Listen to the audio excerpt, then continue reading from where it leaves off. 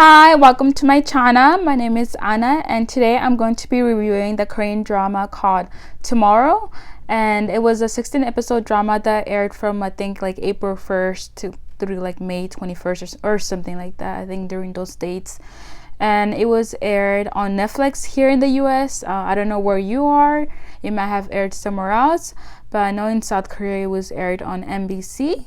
And before we get started, we're just going to be talking about the plot, the what I liked, what I didn't like, the breakout start for me, and then my overall rating out of 10. So the plot itself. So the drama is based on a webtoon, and I don't read webtoons. Like I think I stopped reading probably after 8th grade or maybe in high school. That's when I stopped reading. I don't read that much, so I might have missed a few things. Maybe I'm not too sure. If you read the webtoon, you could comment below what didn't get shown on the actual drama.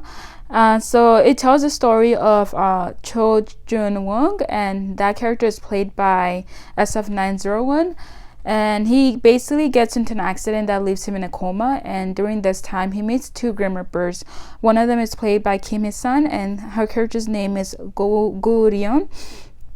And then the other one is played by the actor Yoon Ji-yeon, and his character's name is Lee Rong-gu.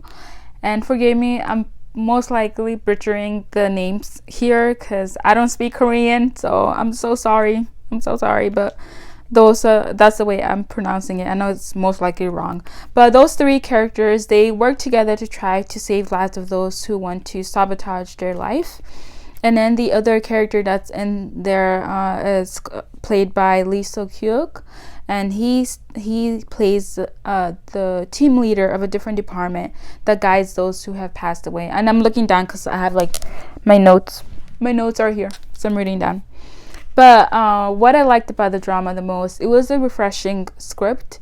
I feel like we don't really get too deep into this heavy topic. It doesn't really get shown, more detail, because it's a 16-episode drama, so I feel like they have more room to really go deep into this topic and what the thoughts of people and why they go in that route, I guess I would say. But it was refreshing in that way, and I really liked that. And also they told the story of the comfort woman. And I don't know the history of Korea that much, but I knew, like, before I watched this drama, about the comfort woman. You know how like the Japanese soldiers use Korean women as basically sex slaves. And so I think near the maybe 13th or like 12th, 14th episode, that's when they kind of go much into detail about it. And honestly, I didn't know they had a statue in South Korea where they have it symbolized the comfort woman. I never knew that, so that was really nice, like learning that about South Korea and their history.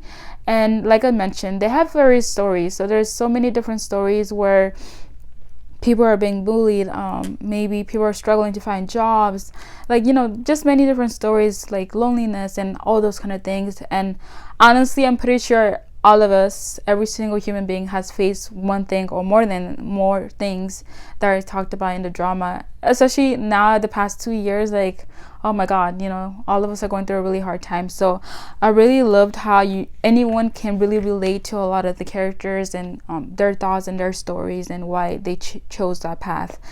And something that's not really related to the plot, to the story, is SF9's acting. I really enjoyed watching him. Like, I don't know, because I watched 2 of his dramas. One of them was School 2017, and then the other one was Star something. It was about stories of people who work in the airport, and I watched it a few years ago. And if you know the name of that drama, please write it in the comment below, because I don't remember. I don't remember the name, but his characters were supporting characters, and they were mostly like serious ones.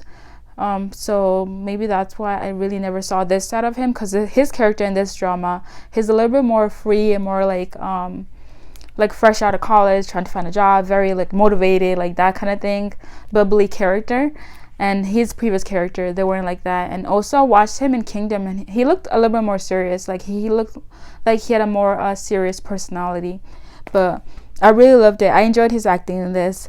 Moving on to what I did not like. But let me drink water first. I am thirsty. Oh, what I didn't like about this drama is that I didn't really see a lot of Lee So-kyuk, and that most likely might be because he's not a main character in the webtoon, in the actual webtoon, and I didn't read the webtoon, so it's probably my fault then that I didn't like that part. But anyways, so just wish that there was more of him. But I know they told his story, his relationship between Kim Il-sung's character. Like they tell us the kind of the relationship between those two on near towards the end. Like we saw him throughout the 16 episodes, but not as much as I would have loved to. Like come on, this man, whenever he's in the room, like you really pay attention. Like he has this like aura or like this whatchamacallit, I don't know, this presence of his. It's just like he wakes you up, he's like, hey, you eating, stop and watch me. Like, and also his like suits, like I wanted to see him more, you know, walking on that runway and wherever he was going, taking those people wherever he was taking them. I wanted to see more of his walk, so because he used to model too, for those who don't know that. But I wanted to see more, but I know it's probably my fault either way. And then my breakout star, I would say the actor Yoon Ji-yeon. I thought he was a breakout star in this drama. I think he did brilliant with his character, like the emotions that he had to go throughout the 16 episodes. And one of them was the emotional scenes between him and his mom, especially at the beach. I thought that was beautiful. I thought he did an amazing job with this character, and I really hope that he gets casted in more roles. I don't know if it doesn't matter if it's lead or maybe a supporting character. As long as it's like an interesting character, I would say, not necessarily like a good character, but an interesting character and also a great script, I'm for it. So I really hope he gets more casted. And lastly, my overall rating, I would say it's an 8 out of 10, and that's because, you know, we're missing a lot of Lee So-kyuk and in this drama, so that's probably why. And then also because it's a heavy topic that this drama deals with, so this is not going to be everyone's cup of tea at all, because it's kind of like hard to watch sometimes, especially if you face that specific situation. It's not an easy thing to watch, and that's probably why some of you guys are not going to watch this drama. Yeah, you probably won't watch it. Yeah, that's my overall thoughts. What are your thoughts? Please comment down below like what you thought about the drama, what you liked about it, and if you agreed with me on the breakout star.